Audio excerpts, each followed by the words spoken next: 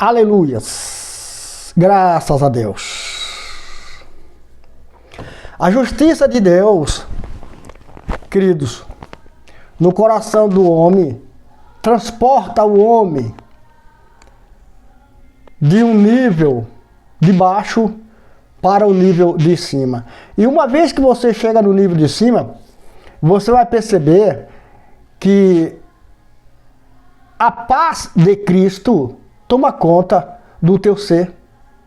Os teus caminhos tornam planos. Mesmo sendo estreito, é plano.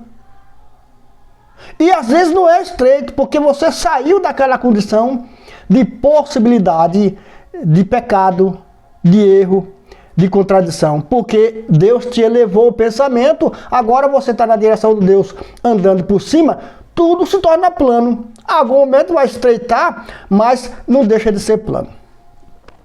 Porque aquele que te conduz aplana o caminho. Amém? Nos acompanha nessa leitura aqui. Aleluias. Oh, graças a Deus. Aqui no livro de Isaías, capítulo 26, no verso 7. Diz assim: a vereda do justo é plana. Tu que és reto, tornas suave o caminho do justo. Amém, Jesus? Quando se fala em justo, irmão, logo se percebe que é aquele que prega a palavra. Via de regra, deveria ser isto. Mas não é só isto. Não há justiça perfeita quando alguém faz algo, tão somente faz algo. Não quer dizer que aquilo é justo, que chegou o ápice da justiça. Porque o ápice da justiça é fazer a justiça da forma justa. E qual é a forma justa quando se faz justiça? É que ela seja perfeita.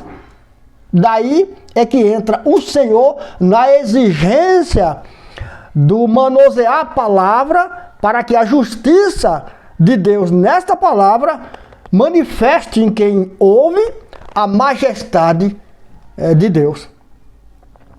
É preciso o ouvinte observar que eu e todo homem de Deus que prega a palavra, observar que a vereda do justo é plana. Deus não dá nada duvidoso ao homem justo, porque ele é justo. O homem que é justo é um homem que faz a vontade de Deus. Glorifica a Deus no que faz, senão ele não pode ser justo. Ele não é justo só porque entregou a vida a Jesus. Não, não. Isso não dá o título de justo. O título de justo ele vai ter quando ele entrega os caminhos para Jesus e faz a vontade de Jesus, no propósito para o que ele foi levantado. Aí sim, ele é considerado no céu como justo. Daí porque o Espírito Santo está falando aqui no verso 7 que a vereda do justo é reta. Então, ele não tem que complicar as coisas. Já que Deus aplanou para ele, por que ele tem que criar tortuosidade para os demais?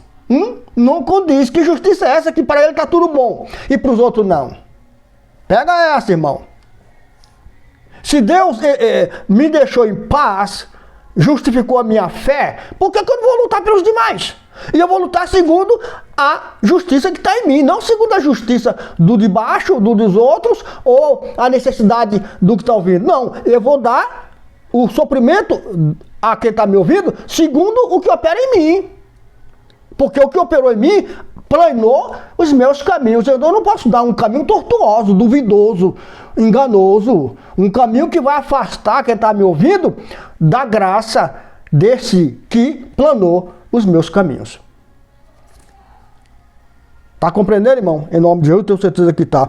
Então, daí, porque o justo tem o dever de justificar a fé de quem está ouvindo a ele, dando a ele o devido conhecimento,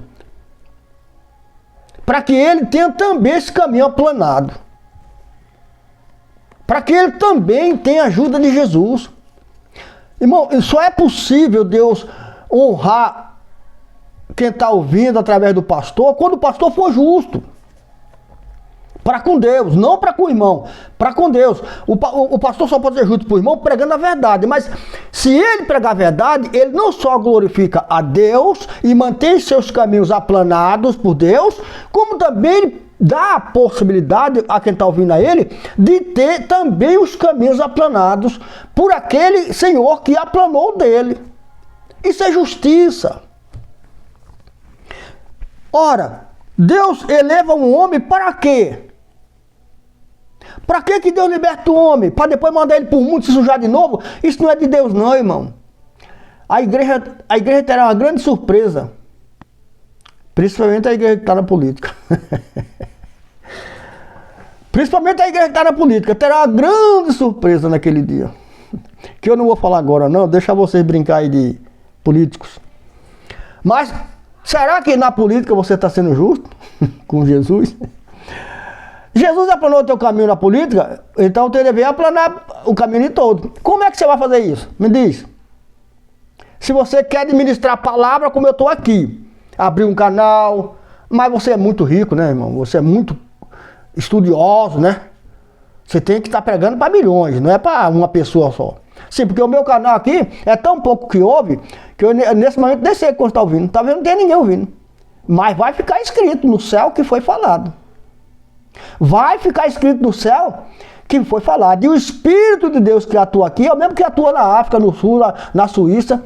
Ele vai pôr isso aqui como ordem, como parâmetro. Como a Bíblia fala que Melquisedeque foi um exemplo de vida. Abraão reconheceu a ordenança de Melquisedeque. Então, a gente tem que atentar para aquilo que o Espírito Santo está falando. Deus, ele aplana o caminho do justo. Porque Deus, ele é reto. E torna suave o caminho do justo.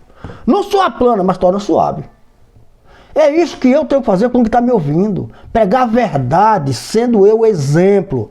Se eu estou dando suavidade, eu tenho que ter. Se eu estou falando de justiça, eu tenho que viver. Se eu estou falando que Deus vai mudar a história, é porque Deus mudou a minha. E eu não estou falando isso no quesito financeiro. Eu estou falando no quesito espiritual. Porque quem vai mudar a tua vida é Jesus, não é o pregador. Então eu não tenho que trazer você para Deus te enriquecer. Eu tenho que trazer você para Deus te limpar. Aí Deus te enriquece. Amém, Jesus? Louvado seja Deus.